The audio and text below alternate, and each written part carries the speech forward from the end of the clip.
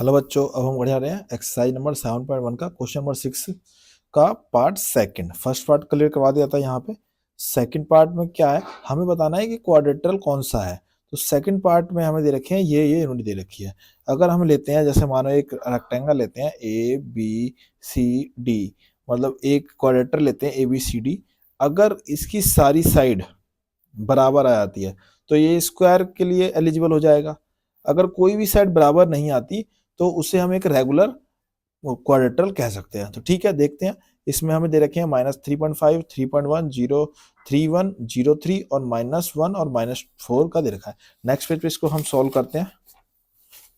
ठीक है, तो ये 7.1 का 6 का सेकंड पार्ट है। ठीक है, तो अब हम अगर यहाँ पे एक बना लेते हैं, एक रेक्टेंगल क्वाड्रेटर बना देते हैं ए बी सी डी। ए बोल देते हैं इसको, बी हमारा ये हो गया, सी हमारा ये हो गया, डी हमारा ये हो गया।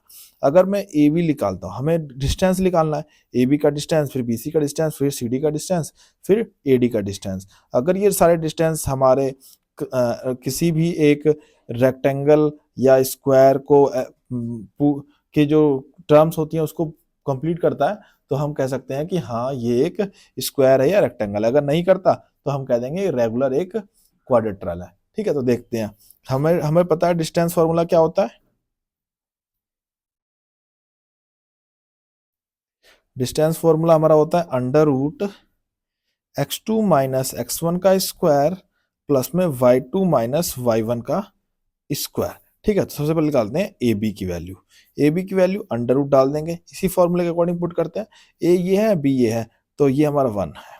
ठीक है, तो क्या आएगा, x2 क्या होगा हमारा, ये होगा 3 माइनस -3 का स्क्वायर प्लस में y2 हमारा 1 माइनस 5 का स्क्वायर।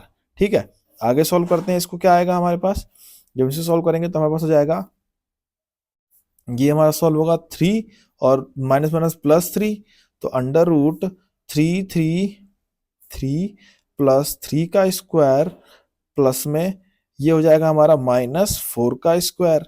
ठीक है, आगे सॉल्व करेंगे तो 6 का स्क्वायर प्लस में 4 का स्क्वायर 16, 4 का स्क्वायर हमारा जाएगा 16।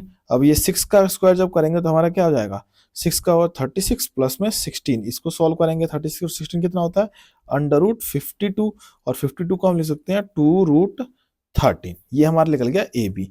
उसके बाद हम आते हैं किस पे, ए बी के बाद आता है हमारा बी सी पे। बी सी निकालने के लिए वही सेम लगेगा फॉर्मूला, ये वाला फॉर्मूला पुट कर देते हैं। इसमें ये हमारा x1 हो जाएगा, y1 हो जाएगा, x2 हो जाएगा, y2 हो जाएगा।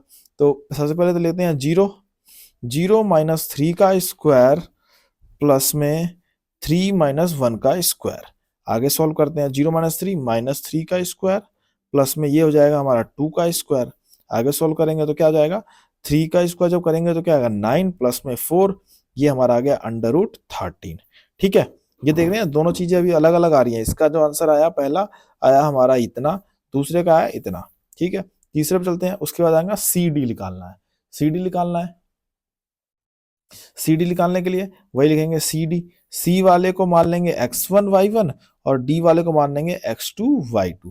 ठीक है, वही सॉल्व करेंगे तो क्या आएगा हमारे पास, हमारा हो जाएगा इसका -1 और -0 का स्क्वायर प्लस में -4 और -3 का स्क्वायर। आगे सॉल्व करेंगे अंडर रूट में, ये हमारा गया -1 का स्क्वायर प्लस में -7 का स्क्वायर। आगे सॉल्व करेंगे तो हमारे पे आएगा 1 प्लस में 49 इजिकल टू क्या आएगा √50। √50 को हम क्या लिख सकते हैं, 5√2। ठीक है, लास्ट चलते हैं क्या, ए डी पे। ए डी के लिए ये हमारा x1 y1 और डी वाला x2 y2 हो जाएगा। तो सिंपल सा हम लिख लेंगे, आंसर क्या हो जाएगा, -1 -1 x2 और -3 -3 का स्क्वायर प्लस में, और ये हो जाएगा -4 और -5 का स्क्वायर।